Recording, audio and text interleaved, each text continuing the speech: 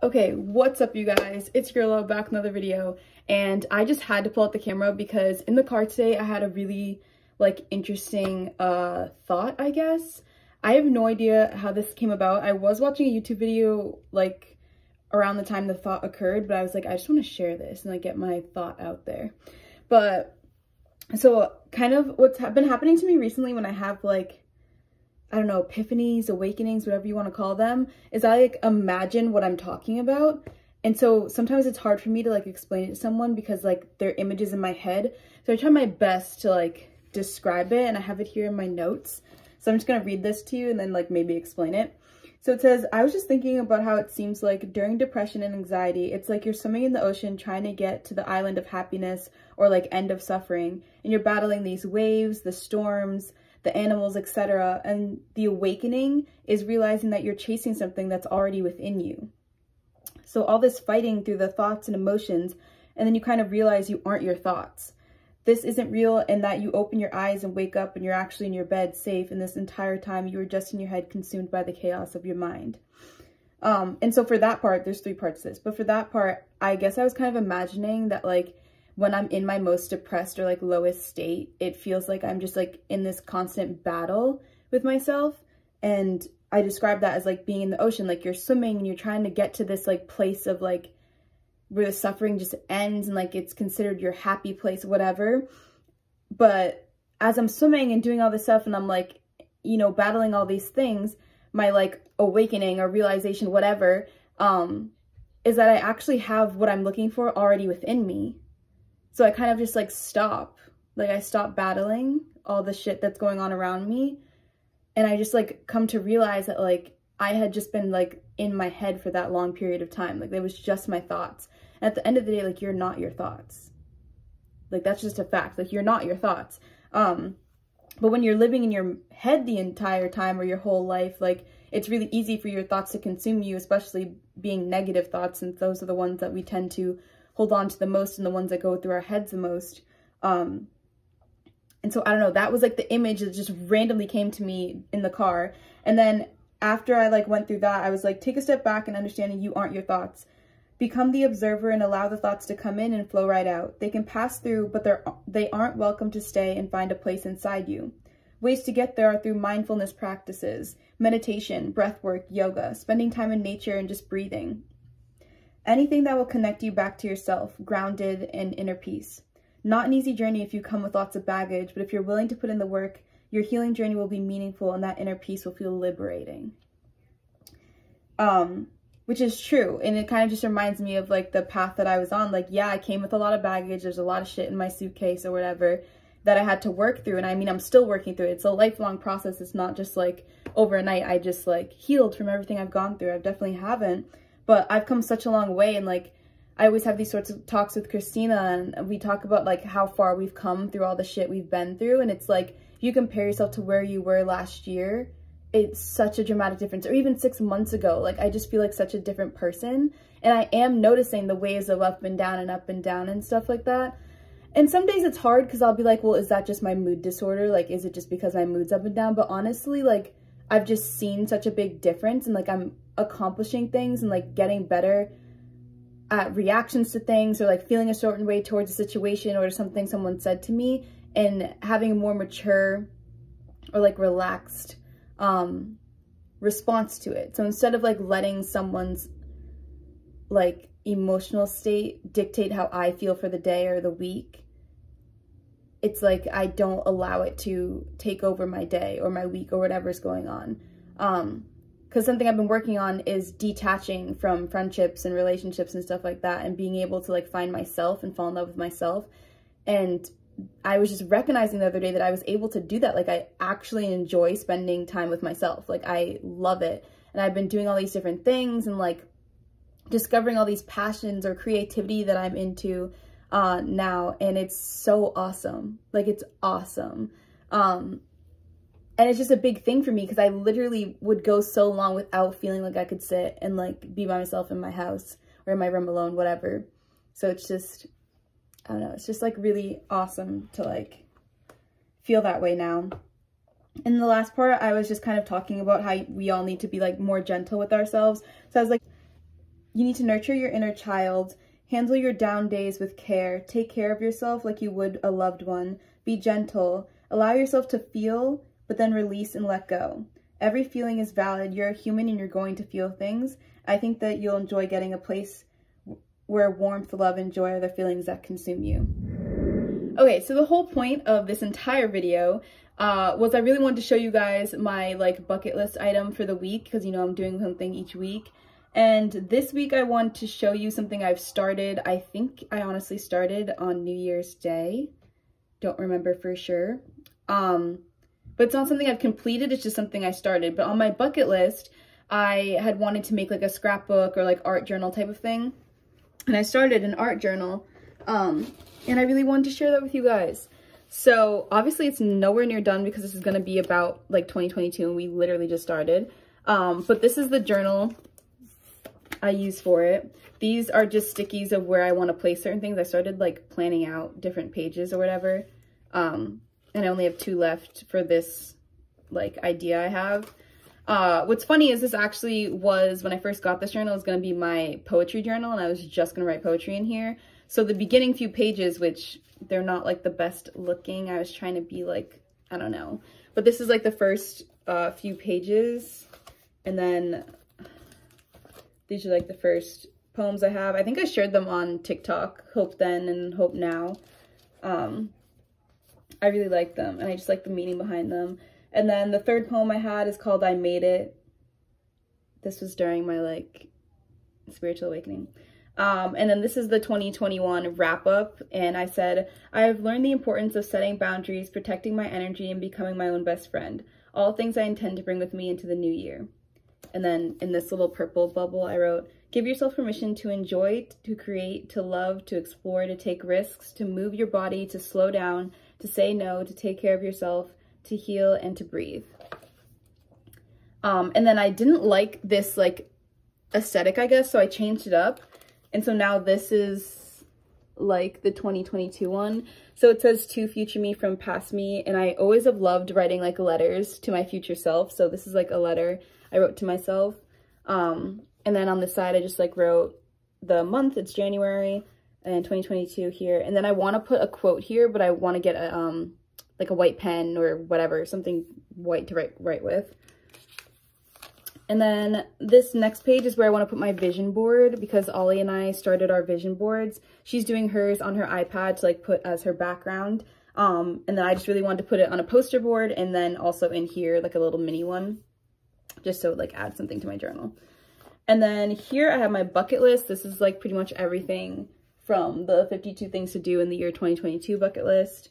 But I thought it was cute, and I have like a little camera here because that's how I'm going to document it. This is where I want to put, like, I'm calling it the quotes wall, because on Pinterest, I have a quotes board and I'm obsessed with it. And the quotes there are just so like inspirational, and they just like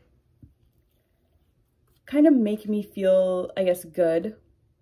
And I just wanted to like have something here for that, just so I can like go back to it whenever I need and kind of look back when I like read this journal in the future and see like where I was, like what was speaking to me type of thing. Here is where I set my boundaries, and then here is a list of things that I guess I kind of learned in the year 2021 that I just wanted to take with me. I talked about boundaries on my Instagram page, so you definitely should go follow me on Insta. But right here I wrote, I realized recently that I don't know much about boundaries and how to set them. So I'm learning because it's important to set them, and my current list of boundaries are, and then I just have a list here. I gave room to add more boundaries, but also I could just create another page as well if more come into my life, whatever. But I have saying no without guilt, feeling safe to express difficult emotions, be clear about what you want, be direct, don't apologize for your needs, needing space/alone time, vocalizing your needs or wants without fear, saying yes because you want to, not to please others, be clear about what you want, stop being so accessible and available, and then maintain your personal boundaries. Now, I think I edited this list, honestly, on Instagram because some of them kind of are the same thing. So yeah, but I don't know yet if I'll take them out because I think this is like good to see what my original thoughts were. And I can always just add and create other pages of them. but it's just so important because I realized like through a lot of like relationship I've had, I have always, at least in those, been in ones that were very hurtful, like abusive and stuff. And I realized I was so used to that and like allowing others to control me, manipulate me, whatever. And I never knew how to like use my voice and like stand my ground and like set boundaries. Like none of that was really involved in my life, since something else I noticed was that a lot of the trauma I've had has all been like sexually related since I was like 5 years old. And that's like hard. And processing that was a bit crazy. I think I'm still trying to process it, honestly. But with that, I think the growth that I've had is recognizing that I need to start setting boundaries and like kind of paying attention to like red flags and like really truly, if I'm going to pursue someone or if someone of interest is like talking to me, just really figuring out if this person has the right intentions before like completely falling in love with this person, like whatever, and trusting them, putting my guard down, whatever.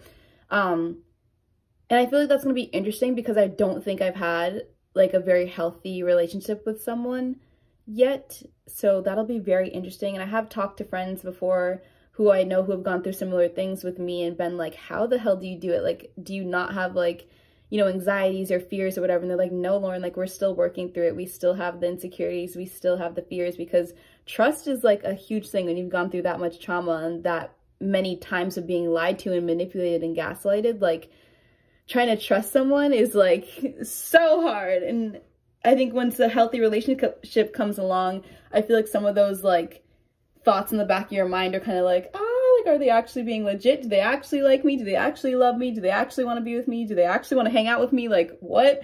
So I feel like some of those thoughts are probably going to still come up, but learning to work with them and like talk about it, communicate, like all those sorts of things, and then reassure yourself that like, yeah, this person like does love me, this person, and like of course they would, like you're an amazing person, like I'm awesome, you're awesome, like why wouldn't you want to hang out?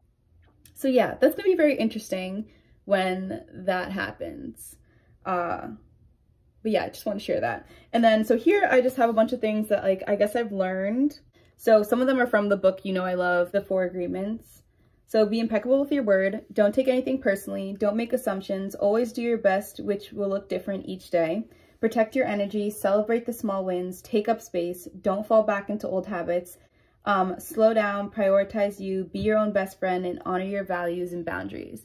And I wrote that because I am someone where I'll just be like, oh, like this isn't going to happen again. I'm not going to allow this to happen again. Like they're not going to get to me, whatever. And then they do. And I don't listen to myself or my friends. And I'm just like, oh, like, I'm going to go back to this person, or I'm going to talk to this person anyway, even though they've given me every red flag on planet Earth. So really honoring and respecting myself and my own boundaries is like another thing that I want to be able to do. So yeah.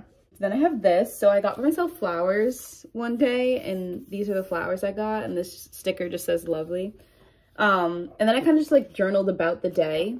And the reason why there's a blank spot here is I want to add pictures of like things I did that day.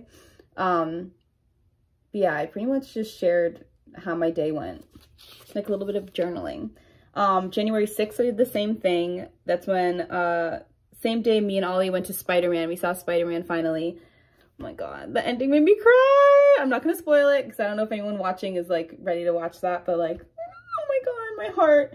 Good day. And again, I'm going to put a picture here because we also did some birthday shopping because my birthday is at the end of the month and I'm so excited for that. These are stickers my best friend got me.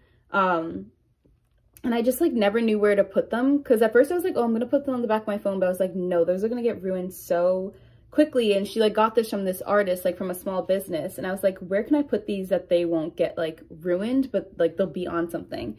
So I put 2 stickers here, and I'm not done with this page yet. I wanted to write a quote here and something here as well. But this is the little business card, and I made this, like this little like thing to store it. So that goes there.